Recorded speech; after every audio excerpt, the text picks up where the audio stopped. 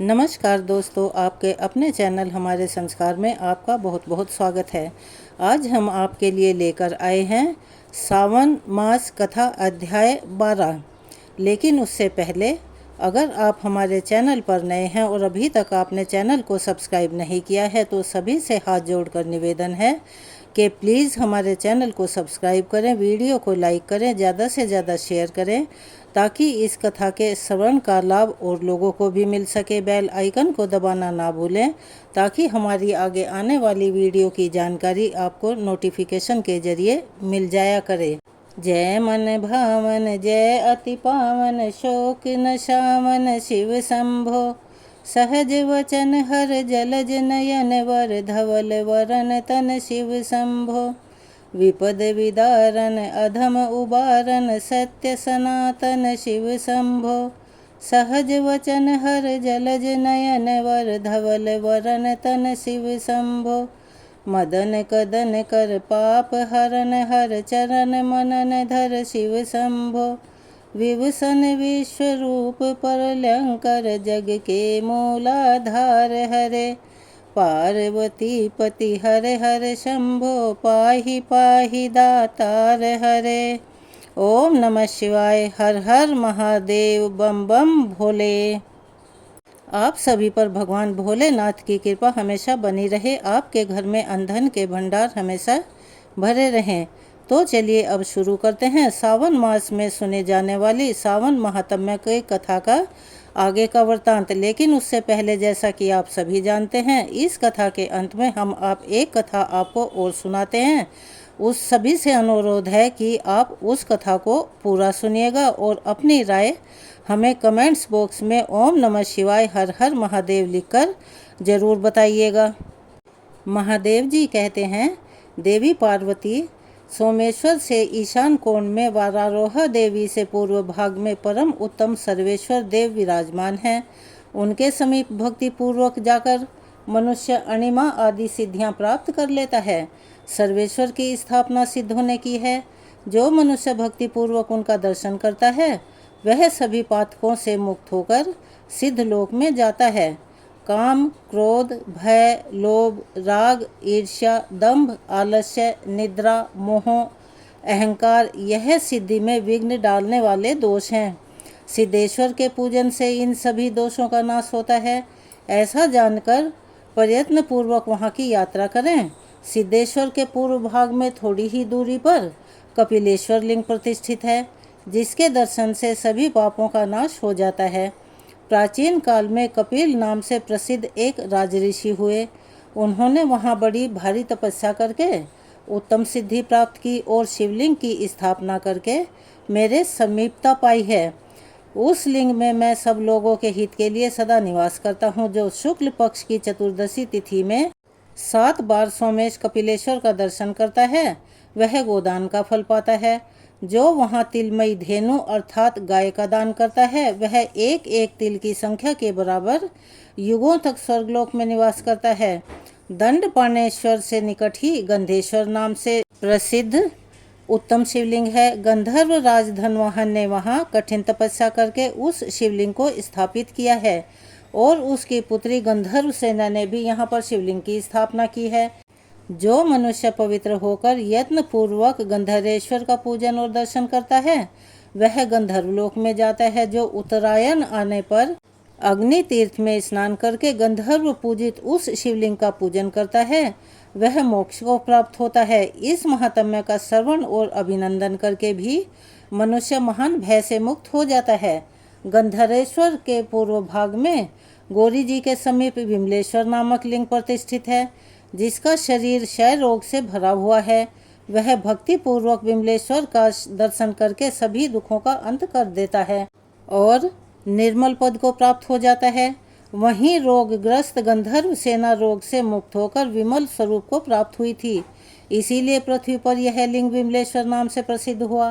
ब्रह्मा जी के स्थान से नैऋत्य कोण में 16 धनुष की दूरी पर धनदेश्वर लिंग है। यह राहु लिंग से वायव्य कोण में स्थित है। कुबेर ने वहाँ पर बड़ी भारी तपस्या करके धनद का पद प्राप्त किया है। वे विधि पूर्वक शिवलिंग की स्थापना और पूजा करके अलकापुरी के स्वामी हुए हैं। जो भी मनुष्य भक्ति पूर्वक धनदेश्वर का दर्शन करके पंचोपचार विधि से उनकी पूजा करता है, उनके कुल में कभी दरिद्रता का नाम भी नहीं सुना जाता। मेरी 3 शक्तियां हैं, इच्छा शक्ति, क्रिया शक्ति और ज्ञान शक्ति। पहले जो 14 और 5 शिवलिंग बताए गए हैं, उनमें यथाशक्ति 4, 3 या 1 की पूजा करके फिर पूर्वोक्त 3 शक्तियों का पूजन करना चाहिए। सोमेश्वर से ईशान कोण में वारारोहा देवी कही गई है। वे चंद्रमा की अमा नामक कला हैं। वे ही भगवत उमा की भी कला मानी गई हैं। उन्हीं को मेरी इच्छा शक्ति जानना चाहिए। वरारोहा देवी भूमंडल के सभी प्राणियों का हित करने के लिए प्रभास अक्षेत्र में विराजमान हैं। सोमेश्वर से वायव्य कोण में 60 धनुष की दूरी पर क्रिया शक्ति रूपी दूसरी महादेवी स्थित हैं। वहीं योगिनी वंदित पीठ है। उसी स्थान पर पाताल को जाने वाला एक बहुत बड़ा विवर अर्थात गुफा है। पहले उन महादेवी का नाम भैरवी था। फिर इस वैवस्वत मनवंतर के 28वें चतुर्युग में राजा अजापाल के द्वारा आराधित होने पर वे अजापालेश्वरी नाम से विख्यात हुई हैं। जो मनुष्य लौकिक सुख भोग की इच्छा रखता है, उसे गंध, धूप, अलंकार, वस्त्र तथा अन्य उपचारों द्वारा उन महादेवी का पूजन अवश्य ही करना चाहिए। प्रभास क्षेत्र के मध्य भाग में दरिद्रता का विनाश करने वाली तीसरी अजा देवी हैं, जिन्हें ज्ञान शक्ति माना गया है।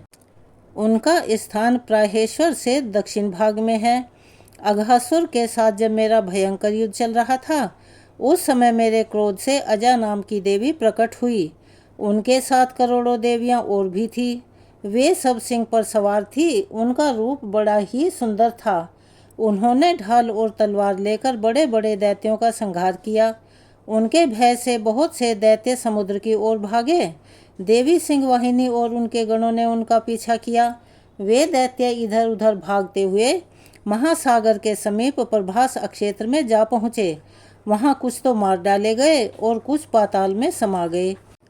सब दैत्यों को मारा गया देखकर तथा इस अक्षेत्र को परम पवित्र जानकर सिंहवाहिनी देवी यहीं सोमेश्वर के ईशान कोण में और गौरेश्वर से उत्तर दिशा में स्थित हो गई।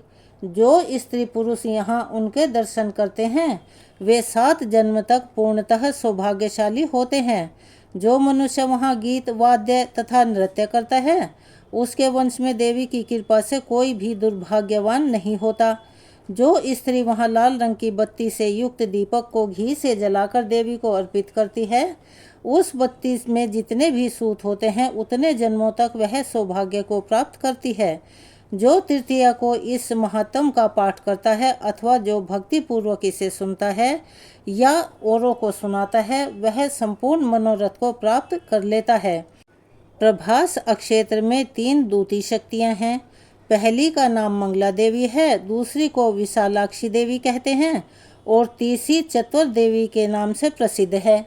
प्रभास अक्षेत्र की यात्रा का पूरा फल चाहने वाले मनुष्य को क्रमशः इन तीनों शक्तियों का ही पूजन करना चाहिए।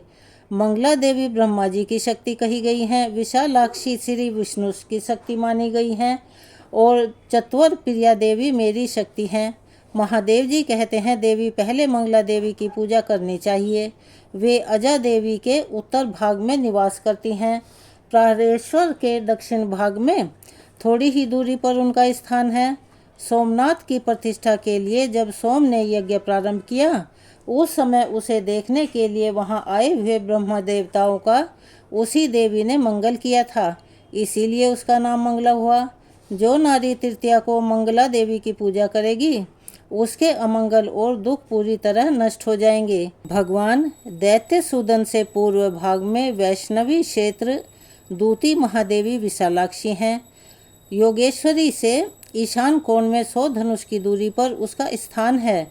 जो लोग महान दुर्भाग्य की आग में जल रहे हैं, उनका दाह शांत करने के लिए, उनका दुर्भाग्य दूर करने के लिए विशालाक्षी देवी औषधि के समान है। चाक्षुष मनवंतर में जब सभी दैत्य भगवान विष्णु की मार खाकर दक्षिण दिशा में भाग गए, उस समय उनको मारना दुष्कर जानकर भगवान विष्णु ने अत्यंत प्रभावशाली भैरव शक्ति महामाया का स्मरण किया। उनके स्मरण करते ही अत्यंत प्रकाशमयी महामाया वहां आ गई। भगवान विष्णु के दर्शन से उनके नेत्र आनंद से खिल उठे। उसने बड़ी बड़ी आंखें करके भगवान को देखा।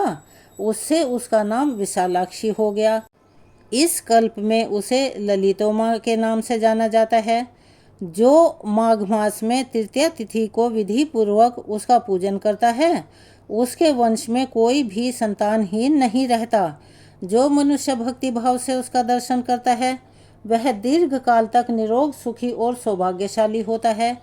ललिता मोह के उत्तर दिशा में 10 धनुष की दूरी पर तीसरी शक्ति चत्वर प्रिया का निवास है। मेरी प्रेरणा से वह इस क्षेत्र में रक्षा में संलग्न रहती हैं। वह चबूतरों, चौराहों, पुराने घरों, बगीचों तथा महलों की अटारियों पर और मार्ग में वह रात को घूमती रहती हैं। जो स्त्री अथवा पुरुष महानवमी के दिन नाना प्रकार के उपहारों और फूलों से उस कल्याणमयी देवी का विधि विधान पूर्वक पूजन करता है, उसके ऊपर प्रसन्न हो वह संपूर्ण लोक प्रदान कर देती हैं। यात्रा के उत्तम फल की इच्छा रखने वाले पुरुषों को वहां भोजन का दान देना चाहिए। आज की सावन महात्म्य की कथा को हम यहीं विराम देते हैं और अब हम सुनते हैं विठ्ठल भगवान की कथा। कथा के अनुसार महाराष्ट्र के पंढरपुर में एक ब्राह्मण थे जिनका नाम भक्त पुंडरीक था। वे शास्त्रों के मर्मज्ञ विद्वान थे। उनके वृद्ध माता पिता की अकेली संतान थे। पुंडरीक जी की पत्नी थी जिसे वह बहुत प्रेम किया करते थे और पत्नी जैसा कहती थी वैसा ही वे भी करते थे। उनकी पत्नी एक घमंडी और मगरूर स्वभाव की महिला थी। ना तो वह अपने सास ससुर के साथ अच्छा बर्ताव करती थी और ना ही उनकी ढंग से देखभाल करती थी। पुंडरीक जी यह सब कुछ जानते थे, लेकिन वह अपनी पत्नी को नाराज नहीं करना चाहते थे, इसीलिए अपनी पत्नी से वह कभी कुछ नहीं कहते थे। एक बार पुंडरीक जी के माता पिता ने गंगा स्नान की इच्छा जताई। कहने लगे कि बेटा, हम वृद्ध हो गए हैं, परंतु हमने अभी तक गंगा जी का दर्शन नहीं किया। ना जाने बेटा कब भगवान के घर से हमारा बुलावा आ जाए, इसीलिए जीवन में एक बार तो कम से कम गंगा जी का दर्शन कराने के लिए ले चलो। हम गंगा जी में स्नान करना चाहते हैं। पुंडरीक जी ने पूछा कि गंगा स्नान के लिए आप कहाँ जाना चाहते हो? माता पिता बोले, बेटा हमें तो काशी ले चलो। काशी में गंगा स्नान भी हो जाएगा और भगवान विश्वनाथ जी के दर्शन भी हो जाएंगे। वापसी में काशी से प्रयागराज आ जाएंगे तो वहीं पर त्रिवेणी संगम में स्नान करके फिर अपने घर लौट आएंगे।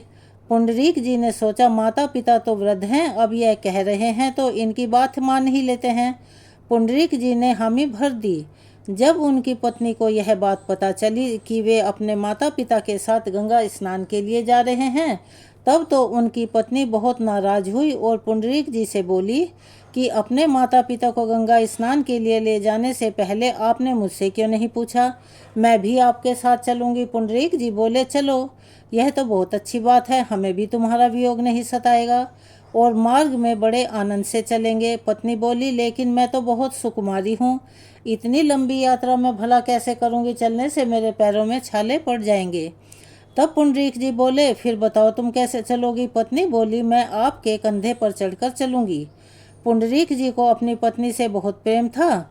वे उसकी हर बात तो मानते ही थे, उसे बिल्कुल भी नाराज नहीं करना चाहते थे। तो वे अपनी पत्नी से बोले कि कोई बात नहीं, रास्ते में तुम थोड़ा सा चल लेना और जब तुम्हें थकन हो जाए तब तुमको मैं अपने कंधे पर बिठा लूँगा।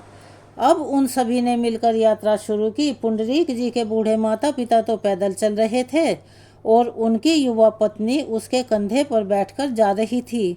पुंडरीक जी ने साथ साथ अपनी पीठ पर सामान भी लाद रखा था। रास्ते में वे कुछ दूर चलने पर पुंडरीक जी के माता पिता बोले, बेटा हम थक गए हैं, थोड़ा हमें भी सहारा देकर चलो, नहीं तो हम थक कर गिर जाएंगे। पुंडरीक जी बोले कि अब इतना तो संभव नहीं है, हम आप सभी को अपने कंधे पर बिठा लें। इसीलिए पुंडरीक जी ने अपने माता पिता दोनों को एक कपड़े से बांधकर उस कपड़े को अपने कंधों के बीच में टिकाकर दोनों हाथों से उस कपड़े को पकड़ लिया और पूरे रास्ते वे अपने माता पिता को सहारा देते हुए चलने लगे। भक्त पुंडरीक जी की ऐसी ही छवि जो आज भी पंढरपुर के मंदिर में लगी हुई है, जिसमें उनके कंधे पर उनकी पत्नी बैठी हुई है और पीठ पर सामान लदा है और वे दोनों हाथों से अपने माता पिता को कपड़े से बांधकर सहारा देते हुए चले जा रहे हैं। इस प्रकार बड़ी मुश्किल से यात्रा करते हुए पुंडरीक जी अपने माता पिता और पत्नी को लेकर काशी पहुंच गए। काशी पहुंचकर सभी ने गंगा जी में स्नान किया, फिर काशी विश्वनाथ जी के दर्शन किए। संध्या के समय पुंडरीक जी और उनका परिवार एक विद्वान ब्राह्मण के घर में ठहरे। सभी लोग थके हुए थे, उन सभी को जल्दी नींद आ गई। आधी रात के बाद पुंडरीक जी की नींद खुली तो उन्होंने देखा कि कुछ दिव्य पुरुष और कुछ दिव्य देवियां विद्वान ब्राह्मण के घर में सेवा कर रहे हैं। कोई झाड़ू लगा रहा था तो कोई पानी भर रहा था। सभी छोटा मोटा काम कोई ना कोई काम करने में लगे हुए थे। पुंडरीक जी उनमें से एक दिव्य पुरुष के पास गए जो देखने में बहुत ही तेजस्वी राजा के समान लग रहे थे। पुंडरीक जी ने उनसे नमस्कार किया और पूछा कि श्रीमान, आपका परिचय क्या है, आप कौन हैं? आपके जैसा दिव्य पुरुष तो मैंने कभी अपने जीवन में नहीं देखा। तब वे दिव्य पुरुष बोले कि पंडित जी, मैं तीर्थराज प्रयाग हूँ। यह सुनते ही पुंडरीक जी चौंक गए। उन्होंने पूछा कि आपके साथ फिर यह अन्य पुरुष और देवियाँ कौन हैं? वे दिव्य पुरुष कहने लगे, यह सब अलग अलग तीर्थ हैं और यह देवियाँ गंगा, यमुना, नर्मदा, सरस्वती, कावेरी आदि पवित्र नदियाँ हैं। अब पुंडरीक जी ने पूछा कि आप सभी देवतागण फिर इन ब्राह्मण के घर में सेवा क्यों कर रहे हैं? तीर्थराज प्रयाग ने बताया कि यह जो विद्वान ब्राह्मण है, यह अपने माता पिता की भगवत भाव से सेवा करते हैं। यह अपने माता पिता को साक्षात श्री लक्ष्मी नारायण का रूप मानते हैं और उसी भाव से उनकी सेवा किया करते हैं। इसीलिए इनकी सेवा का पुण्य प्रताप इतना है कि इनके घर पर मैं थोड़ी सी सेवा करके हमारे भी पाप नष्ट हो जाते हैं। इसीलिए हम यहाँ पर सेवा करके निष्पाप होने के लिए आते हैं। सभी लोग निष्पाप होने के लिए हम तीर्थों और नदियों में स्नान करने आते हैं और अपने पाप हमारे पास छोड़ जाते हैं। इसीलिए उन सभी पापों से मुक्त होने के लिए हम भी इन ब्राह्मण देवता के घर आकर इनकी सेवा किया करते हैं।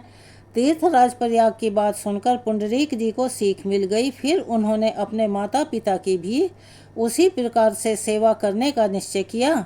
सवेरे जब सभी लोग उठ गए तब पुंडरीक जी ने अपने माता पिता के चरण स्पर्श करके उन्हें प्रणाम किया।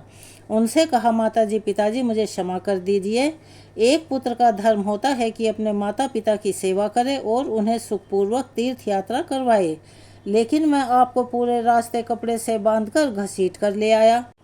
मुझे क्षमा कर दीजिए। अब मैं आपको बिल्कुल भी कष्ट नहीं होने दूंगा।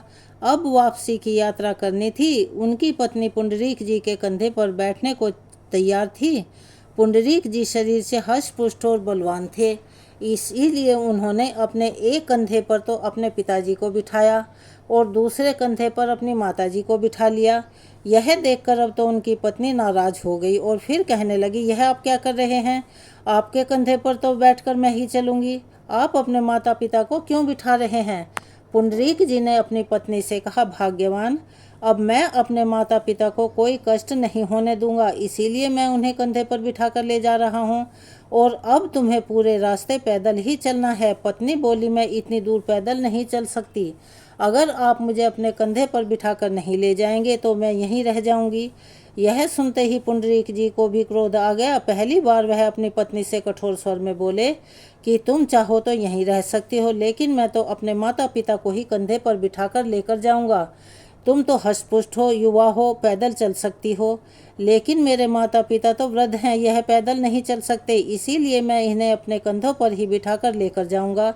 यह सुनकर पत्नी समझ गई कि अब पुंडरीक जी ने अपने माता पिता की सेवा करने का निश्चय कर लिया है, इसीलिए अब वह उसकी एक बात भी नहीं सुनने वाले। इसीलिए पत्नी चुपचाप उनके साथ पैदल चलने को तैयार हो गई। इसके बाद पुंडरीक जी ने भी अपनी पत्नी को कड़े शब्दों में यह कह दिया कि आज से मैंने अपने माता पिता की सेवा करने का जो निश्चय किया है, अगर तुम उसमें मेरी सहयोगी बन सको तो ठीक है, तभी हमारे साथ चलो, नहीं तो हमें तुम्हारी कोई ज़रूरत नहीं है। तुम यहीं पर रह सकती हो और हम अकेले ही हमारे माता पिता की सेवा कर लेंगे, क्योंकि आज से हमने अपना बचा हुआ जीवन अपने माता पिता की सेवा में समर्पित करने का निश्चय कर लिया है। यह सुनकर अब तो पुंडरीक जी की पत्नी की अकल ठिकाने आ गई। फिर उसने पुंडरीक जी का हर काम में साथ देने का वचन दिया। इस प्रकार वे सब लोग पंढरपुर वापस आ गए। घर आने के बाद पुंडरीक जी बड़े प्रेम से अपने माता पिता को श्री लक्ष्मी नारायण का साक्षात स्वरूप मानकर सच्चे मन से उनकी सेवा करने लगे। उनकी पत्नी भी इस काम में अब उनका साथ देने लगी। बहुत दिनों तक माता पिता की सेवा करते करते पुंडरीक जी की पितृभक्ति सिद्ध होने लगी। उनकी इस भक्ति पर भगवान श्री नारायण रीझ गए। एक दिन भगवान श्री नारायण की भक्त पुंडरीक जी से मिलने की इच्छा हुई तो वे बैकुंठ लोक से पुंडरीक जी से मिलने के लिए जाने लगे। तभी लक्ष्मी जी बोल उठी कि प्रभु कहाँ जा रहे हैं। श्री नारायण बोले, देखो लक्ष्मी जी, बुरा मत मानना, अगर कोई कहीं जा रहा हो तो उसे पीछे से कभी भी टोका नहीं करते। लक्ष्मी जी बोली, प्रभु अब तो मैंने पूछ ही लिया है तो बता भी दीजिए कि आप कहाँ जा रहे हैं। तब श्री लक्ष्मी नारायण जी बोले कि देवी, मैं एक भक्त के दर्शन करने जा रहा हूँ। सुनते ही लक्ष्मी जी चौंक उठी और बोली, सभी ऋषिगण, इंद्र आदि देवता, ब्रह्मा और भगवान शिव भी आपके ही दर्शन करना चाहते हैं, लेकिन प्रभु यह ऐसा कौन सा भक्त आ गया जिसके दर्शन आप करना चाहते हैं। तब श्री नारायण बोले, देवी, हमारा एक विचित्र भक्त है। वह अपने माता पिता को हमारा ही स्वरूप मानकर बड़े भाव से उनकी सेवा कर रहा है, इसीलिए हमारी आंखें उसके दर्शन के लिए तरस रही हैं। देवी लक्ष्मी जी बोली, अगर ऐसी बात है तो मैं भी आपके साथ उस भक्त का दर्शन करने के लिए चलूँगी। श्री नारायण भगवान बोले, देवी, हमारे भक्त बहुत विचित्र होते हैं, उनको पहचानना आसान काम नहीं है, उनका व्यवहार भी विचित्र होता है। अगर आपको वहाँ उचित सम्मान नहीं मिला तो आप नाराज हो जाएंगी। लक्ष्मी जी बोली, प्रभु आप भी कैसी बातें करते हैं। जिनका दर्शन करने आप जा रहे हैं उनसे मैं सम्मान लेने जाऊंगी भला? मैं तो उनका दर्शन करने के लिए चल रही हूँ। आखिरकार भगवान श्री लक्ष्मी नारायण जी को देवी लक्ष्मी की बात माननी ही पड़ी। फिर लक्ष्मी जी और श्री नारायण भगवान दोनों पंढरपुर के लिए पुंडरीक जी के घर पधारे। उस समय पुंडरीक जी अपने माता पिता को भोजन करवाकर सुला रहे थे और उन दोनों के बड़े प्रेम से पैर दबा रहे थे। पुंडरीक जी ने श्री लक्ष्मी नारायण जी के साक्षात दर्शन प्राप्त किए, परंतु वे उनका स्वागत करने के लिए नहीं उठे। वे अपनी जगह पर बैठे बैठे ही अपने माता पिता के चरण दबाते रहे। यह देखकर लक्ष्मी जी थोड़ा क्रोधित हो गई, थोड़ा नाराज हो गई। उन्होंने सोचा, यह कैसा भक्त स्वयं साक्षात भगवान श्री नारायण इसे दर्शन देने के लिए आए हैं, लेकिन यह है कि अपनी जगह से हिला तक नहीं। इसने स्वागत का तो छोड़ो, नमस्कार तक नहीं किया। अपने घर आए साधारण अतिथि को भी लोग बड़े सम्मान से बिठाते हैं, परंतु इसके यहाँ स्वयं श्री नारायण पधारे हैं और इसने प्रभु को आसन तक नहीं दिया।